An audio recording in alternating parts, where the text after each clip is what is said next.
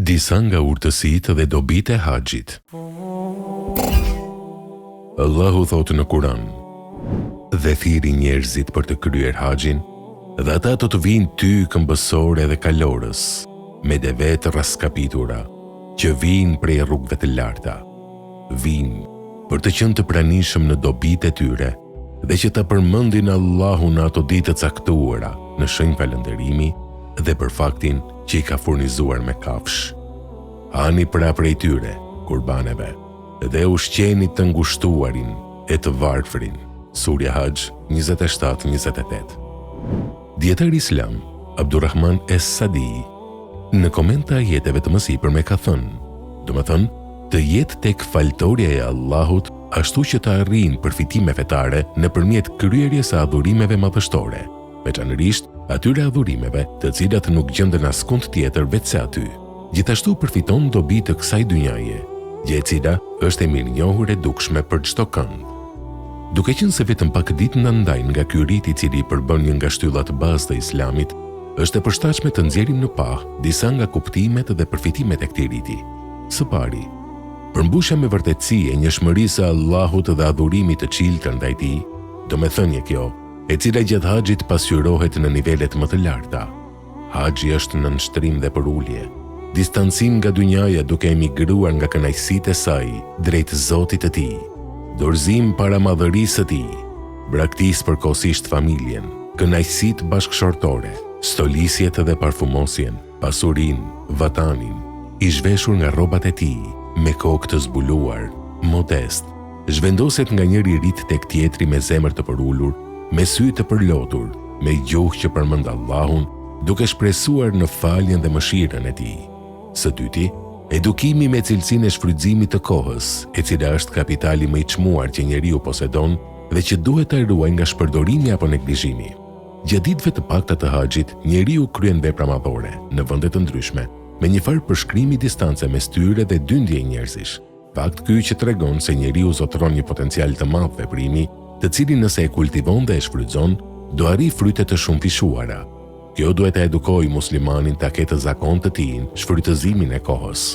Së treti, forcimi i lidhjes së muslimanëve me pikë referimin e tyre, kiblen, drejt së cilës tubohen të gjithë në formën më të lartë të adhurimit që është namazi, sepse muslimanët kanë krenarinë, vlerat dhe parimet e tyre. Së katërti, haxhi është mundësi e volitshme për t'u afruar Allahut me lloje të ndryshme adhurimesh, madje me adhurime të atilla që nuk i gjen në asnjë vend apo kohë tjetër, si për shembull qëndrimi në Arafat, fjetja në Muzdelife, gjuajtja e gurve, prerja e kurbanit në ato vende të caktuara, tavafja rreth Ka'bes e të tjerë. Për këtë arsye, haxhi është nga veprat më të mira. Është pyetur profeti alayhis salam: "Cila është vepra më e mirë?" Tha: "Besimi në Allahun dhe të dërguarin e tij." Ju tha: "Po më pas."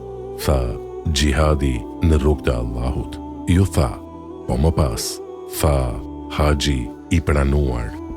Së pesti, haxhi është një nga mundësitë më të mira dhe të veçanta që i jepen njeriu për të shlyer mëkatet dhe për të ngritur gradat. Transmetohet nga Amr ibn Elas radiallahu anhu, i cili tha: "Kur Allahu ma lëshoi Islamin në zemrën time, vajta tek profeti alayhis salam dhe i thash: zgjate dorën tënde që të jap besën." Profeti alayhis salam e zgjati dorën e tij, mirë po unë e tërhoqa dorën time. Ai më tha: "Çfarë ke o Amr?" Thash: "Dua të vë kushte." Tha: "Çfarë kushti doje që të vije?" Tha: "Që të më falen mëkatet e mia."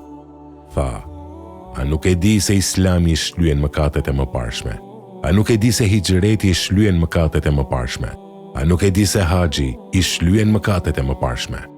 Transmetohet nga Ebu Hurajra radiallahu anhu se ai ka thënë: "E kam dëgjuar profetin sallallahu alaihi wasallam duke thënë: kush e kryen haxhin duke mos folur fjalë të pahishme dhe duke mos bërë mëkate, kthehet i pa mëkate, si në ditën kur e ka lindur nëna e tij."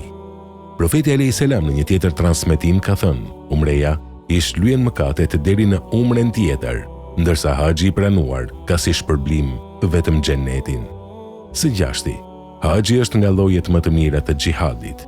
Transmetohet nga Aisha radiallahu anha, e cila thot: "O Resulullah, ne e shohim se xhihadi është vepra më e mirë, Prandaj, atë marrim edhe ne pjesë në xhihad. Profeti alayhi selam tha: "Xhihadi më i mirë është haxhi i pranuar." Së shtati, haxhi është xhihadi i grave, i të moshuarve dhe të pafuqishmëve. Transmetohet nga Aisha radiallahu anha e cila tha: "Thash, o Resulullah, atë marrim dhe ne pjesë në betejat të xhihadit së bashku me ju." Tha: "Xhihadi më i mirë dhe më i bukur është haxhi i pranuar." Aisha tha: "Nuk do e lë kurrë haxhin pasi e dëgjova këtë fjalë nga profeti sallallahu alaihi wasallam." Profeti alaihi salam ka thënë: "Xhihadi të moshuarit, të pafuqishmit dhe i gruas është haxhi dhe umreja."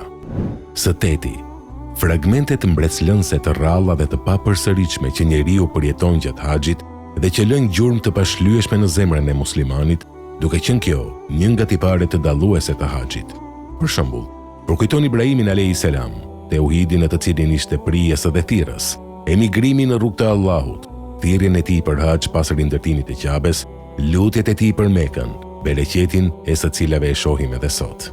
Përkujton çfarë ngjau Haxherës nënës së Ismailit me ecjen e saj ndërmjet Safas dhe Merwas, ecje që u shndërrua në traditë të vazhdueshme dhe kusht prej kushteve të haxhit, ndodhinë e shfaqjes së burimit të Zemzem, ujë të begat deri në ditën e gjykimit.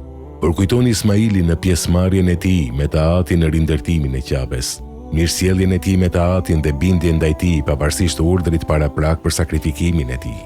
Përkujton se Meka është atë dheu dhe vendlindja e profetit alayhi salam. Nga aty filloi shpallja dhe shkrepëtiu drita Islamit.